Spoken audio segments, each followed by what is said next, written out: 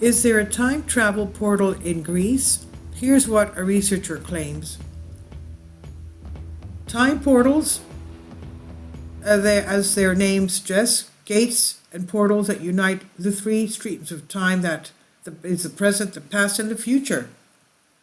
It's been argued by researchers that they exist in many parts of the planet where magnetic forces are mainly concentrated, and because of this, strong geomagnetic fields are formed which are due to endogenous causes as well as cosmic radiation. So they found with the use of special instruments that at these points, this has to do with the ley lines in the electromagnetic field of the Earth. We know that the ancients used to build their temples on these nodes of these ley lines. So they found with the use of special instruments that at these points is a large electromagnetism, as a result of which strong fields are formed that curve space and time, and thus we can communicate with another dimension, she claims. Is there a time portal in Ythio? Eleni Zographidou Dayu says, our country is riddled with time gaps, time portals. All oracles and shrines are built on these time portals. Now, one of the famous oracles is the Oracle of Delphi. And that, of course, is on a nod of the ley lines. So all the temples, as we said before, were built on these ley lines, not only in Greece, but in South America, in Egypt, all the way through Asia. So it's well known that Aristotle had said in his Politics that oracles and sanctuaries should be built not by chance, but by law and distributed symmetrically.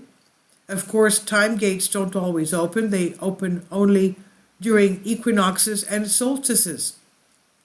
Then there is a greater secretion of energy in these parts, and for this, the gates are opened.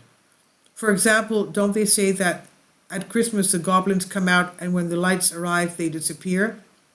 So this also has to do with the winter solstice where the gates open, the portals open.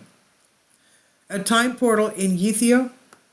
Eleni Zographidou Dayu says, I have found myself in a time portal in our country, and perhaps this was also the trigger to start writing my books. Specifically, I was in Ythio and we were looking at the island of Kranai. The island of Kranai is located on the eastern side of Ythio and is connected to it by a strip of land. According to tradition, Paris and the beautiful Helen of Troy had taken refuge there the night before their trip to Troy.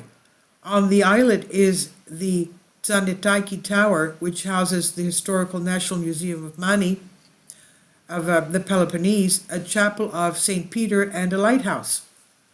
And Eleni Zographidou Dayu says, as we were looking, it was night. It was around June 23rd, from what I remember. We suddenly saw a being low down where it was completely dark. Being, quote unquote, how else can one say it? As it moved, but it was not human. It did not look like a human. It was bright and had spikes like a sea urchin, and like a star between a star and a sea urchin, but it was very bright and moving, and suddenly it disappeared behind a bush on the beach. I was shaking my aunt, and she was shaking me, and we were saying, what are we looking at? What are we seeing? It was something awesome. And after years of research, I found that in the Hellenistic times, that is, ancient Greece, they represented the Apollonian souls exactly with the shape I had seen. Since the Apollonian souls were represented with the shape in ancient times, and I was lucky enough to meet it, I believe that there on the island of Kranai, there is a time portal through which I believe an Apollonian soul entered, she said. So this I've translated to you from a Greek article. Please leave your comments, and thank you for your support.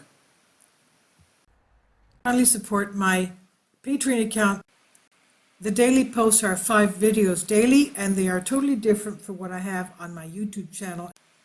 Thank you so much for your support, and that you find all my content so interesting. You'll find the Patreon account details in the description box below.